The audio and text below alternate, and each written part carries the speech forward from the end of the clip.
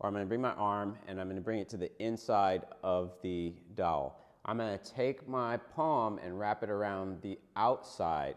And so now I've got the dowel running between my forearm and on the outside of my humerus. Yo, what's up? I'm Coach Rich Thurman, also known as Coach RT3, and today we're going to talk about 5 setups that you can use for shoulder external rotation stretch as well as PAILs and rails. If you're unsure what PAILs and rails are, well, PAILs stands for Progressive Angular Isometric Loading. It's just an acronym.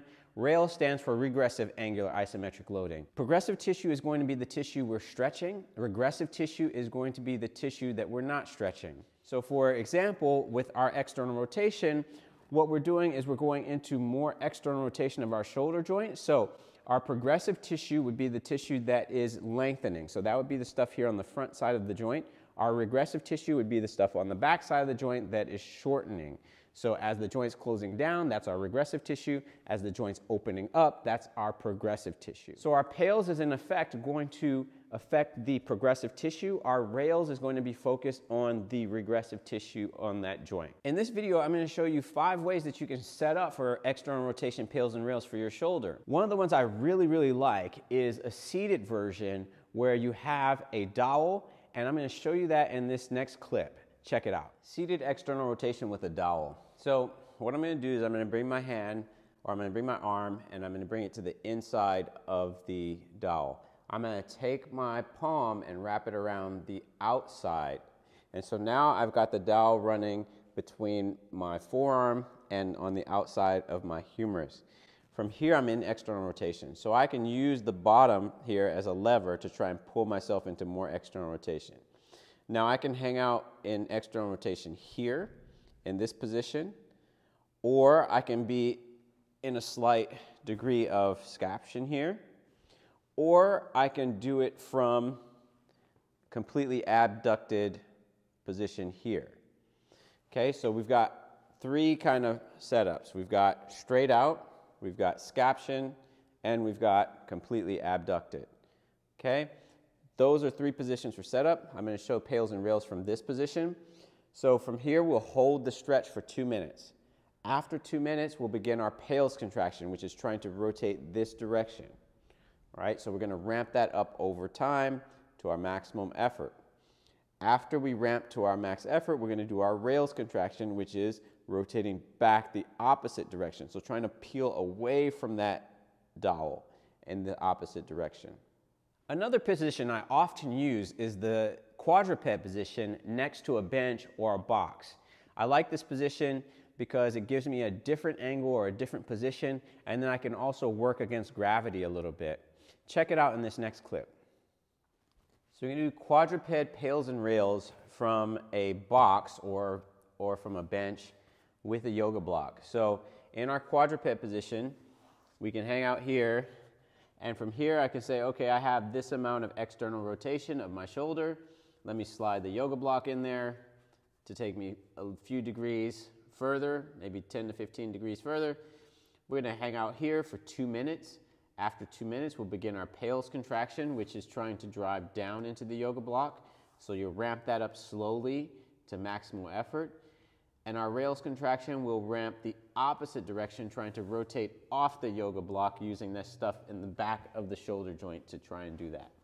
This next setup can be done next to a wall or a frame of a door or next to a rack. I really like this position. I used it a lot when I was working on my shoulder and trying to get a little bit more external rotation.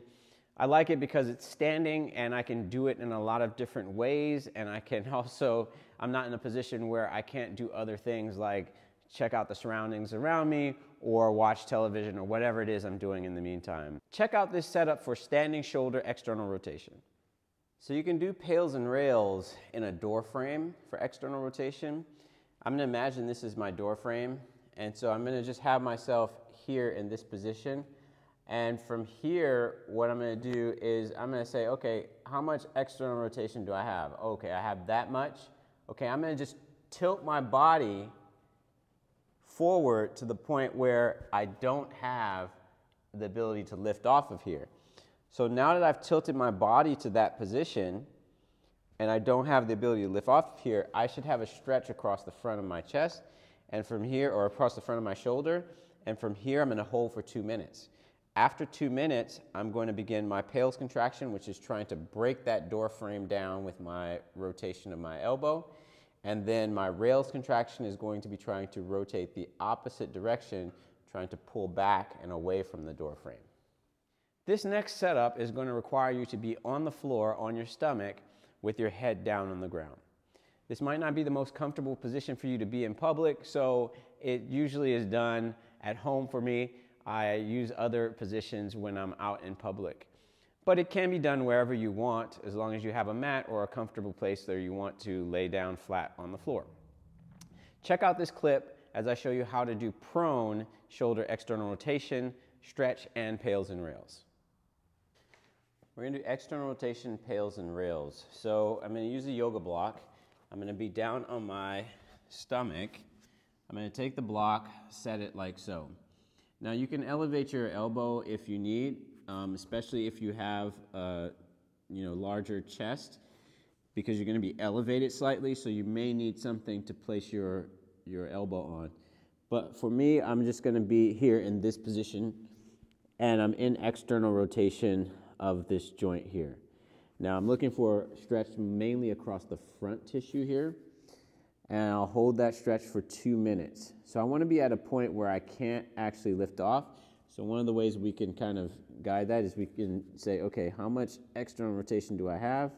Okay, I have about that much. I want to take myself slightly beyond that. So this block is placing me slightly beyond that. And from here, I'm going to hold that stretch for 2 minutes. After 2 minutes, I'm going to begin to drive into the block, trying to do this motion. Okay, so my elbow stays down, but I get heavy on the block, ramping up to my maximum effort. After I've ramped to my maximum effort, I'm going to reverse that for my rails contraction, which is trying to pull away. So I'm looking to contract this tissue back here and trying to pull away from the yoga block.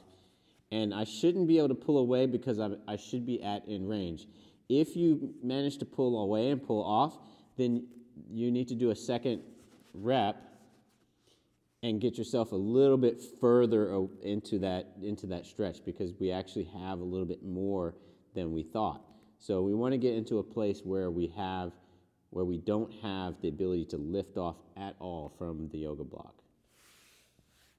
The other thing to note is that we should use the different sides of the yoga block to give us a different height, and also you can use the angle. So if I'm out here, for example, I want to be on my forearm. If I'm here and I can still lift off, then I want to slide the yoga block in a little bit further and get to the point where I can't lift off.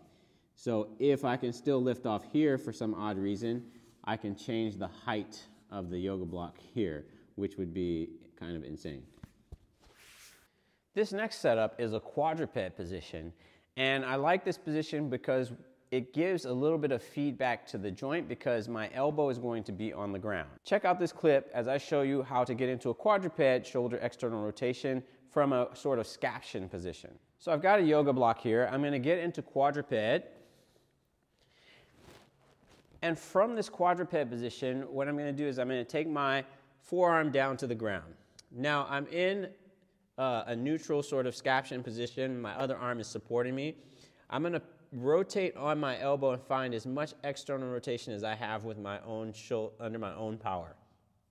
From there, I'm going to take a yoga block, or I can have a pole or a dowel or anything, and I can kind of push myself further into external rotation. So pushing the shoulder into more external rotation there, and then I'm going to hold that stretch there for 2 minutes. After 2 minutes, I'm going to begin my PAILs contraction, which is trying to rotate this direction and towards the block. And then my rails contraction is going to be going the opposite direction. Now I'm going to slowly ramp that PAILs contraction using the stuff on the front side of the joint.